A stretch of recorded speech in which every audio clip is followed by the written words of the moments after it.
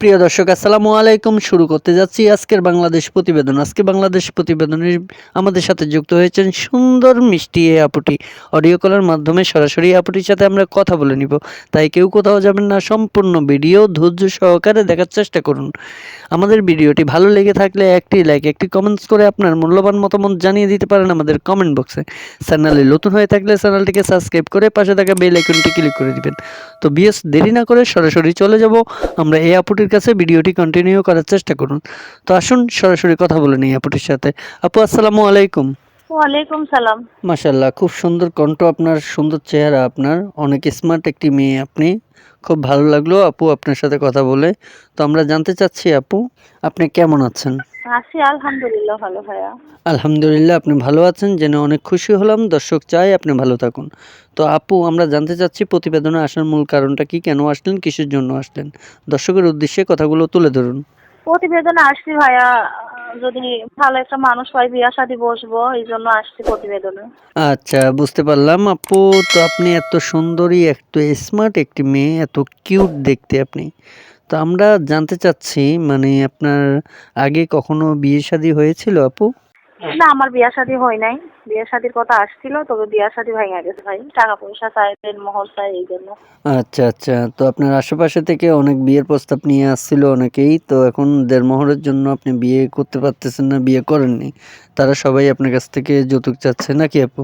হ্যাঁ, আমাকে যদি কেউ মোহর ছাড়া শুধু আমাকে বিয়া শাদী করতে চায়, তাহলে আমি বিয়া শাদী বসবো, কিছু দিতে পারবো না ভাই। আচ্ছা, বুঝতে পারছি। তো আপু, আপনার ফ্যামিলিতে কে কে আছে আপনার পরিবারে? পরিবারে আমি আমার কাকার কাছে থাকি। বাবা মনে করো ছোটবেলায় তো চাইলা গেছে ফাইলা দিয়া, আর বোনের মা মাথা খারাপ হয়ে গেছে, এখন মাও মনে করো নানার বাসাতে থাকে, এখন আমি মনে করো আমার চাচার বাসাতে থাকি ভাই। আচ্ছা আচ্ছা, তো আপনার বাবা কি মারা গেছে না চলে গেছে? আপনার বাবা কোথায় এখন?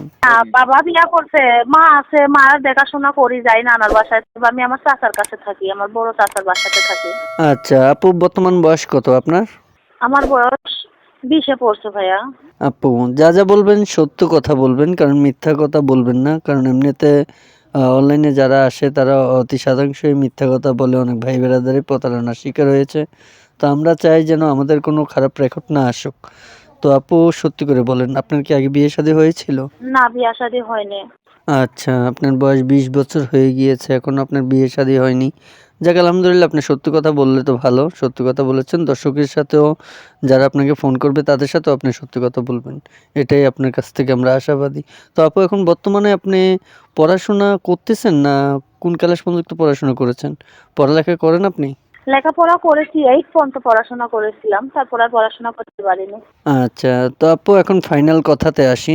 সেটা হচ্ছে, দর্শক জানতে চাইবে, এমনকি জানতে এখনো চাচ্ছে যে পিকটা আমাদের কাছে আপনি পাঠিয়েছেন, এই পিকটা কার? আপনার কি অরিজিনাল পিক এটা? হ্যাঁ, ওটা আমারই ছবি। মাশাআল্লাহ, অনেক সুন্দর দেখতে আপনি। আপনার প্রশংসা যতই করব অতই কম হয়ে যাবে। তো আপু, জানতে চাচ্ছি, দেশ বিদেশ থেকে যে কোনো ভাই আপনাকে ফোন করতে পারে আপনার এই ফোন নাম্বারে। তো দেখা গেছে আপু, এখানে বৃদ্ধ মানুষ থাকবে, ইয়াং বয়সের ছেলে থাকবে, কালো থাকবে, সুন্দর থাকবে, কারোর 2টা 3টা বাচ্চাও থাকবে, কারোর বউ থাকবে, কারোর সংসার ফ্যামিলিগতভাবে সব কিছুই আছে। তো ওই ধরনের বৃদ্ধ মানুষ যদি আপনাকে ফোন করে বিয়ে করতে চায়, তো আপনি এই বিষয়টাকে নিয়ে কি বলতে চাচ্ছেন? মানে কি করবেন? কারণ আপনি তো অনেক সুন্দরী একটি মেয়ে। আপনার জন্য কিরকম ছেলে পারফেক্ট হবে? মানে কিরকম ছেলে আপনার জন্য পছন্দের ছেলে হবে? মানে কেমন মানুষ চাচ্ছেন আপনি এখন বর্তমানে? শুনেন ভাইয়া, আমার বোনের বাবা মা ধরো কাছে মনে করো বেঁচে থেকেও নাই, ঠিক আছে? এখন আমি আমার চাচার বাসাতে থাকি, আমার চাচারা কিছু দিতে পারবে না। সে আমাকে বিয়া শাদী করবে শুধু যদি আমাকে নেয়, তাহলে তার বউ থাক, তার ফ্যামিলি থাক, বা তার কোনো সমস্যা থাক, যদি ফ্যামিলিগত সমস্যা থাকে, সে যদি আমাকে বিয়ে করে আমার চাচার বাসায় রাখতে চায়, আমি তাও থাকবো, আমাকে শুধু খাওয়া পড়া দিলেই হবে। আচ্ছা, ঠিক আছে আপু। আজকের জন্য আপনার কাছ থেকে এখানেই বিদায় নিয়ে যাচ্ছি। আপনি ভালো থাকবেন, সুস্থ থাকবেন। ঠিক আছে আপু, আল্লাহ হাফেজ। প্রিয় দর্শক, কথা বলতে বলতে চলে আসলাম আমরা ভিডিওর শেষ পর্যায়ে। ভিডিওটি কেমন হয়েছে জানি না। যদি ভালো লেগে থাকে আপনাদের কাছে একটি লাইক, একটি কমেন্টস করে আপনার মূল্যবান মতামত জানিয়ে দিতে পারেন আমাদের কমেন্ট বক্সে। আমাদের চ্যানেলটিতে নতুন হয়ে থাকলে চ্যানেলটিকে সাবস্ক্রাইব করে পাশে থাকা বেল আইকনটি ক্লিক করে দিবেন। আপুটির নাম্বারটি ভিডিও স্ক্রিনে থাকবে, চাইলে ওখান থেকে নাম্বারটি নিয়ে বাকি বিস্তারিত আপনারা জেনে নিতে পারবেন। সময়ের অভাবে আপুটির নাম ঠিকানা আমরা নিতে পারিনি। তো আপনাদের কাছে একটাই অনুরোধ, আপনারা স্ক্রিন থেকে নাম্বার নিয়ে আপুটির কাছ থেকে নাম ঠিকানা জেনে নেবেন। বাকি বিস্তারিত বাকি তথ্য যা আছে সব কিছু জানতে পারবেন। তো অনুরোধ করবো এটাই, কেউ খারাপ বক্তব্য নিয়ে ফোন করবেন না, কেউ ফোন করে বাজে কথা বলবেন না। তো ভিউয়ার্স, আজকের আলোচনা ছিল এই পর্যন্তই। ভালো থাকবেন, সুস্থ থাকবেন।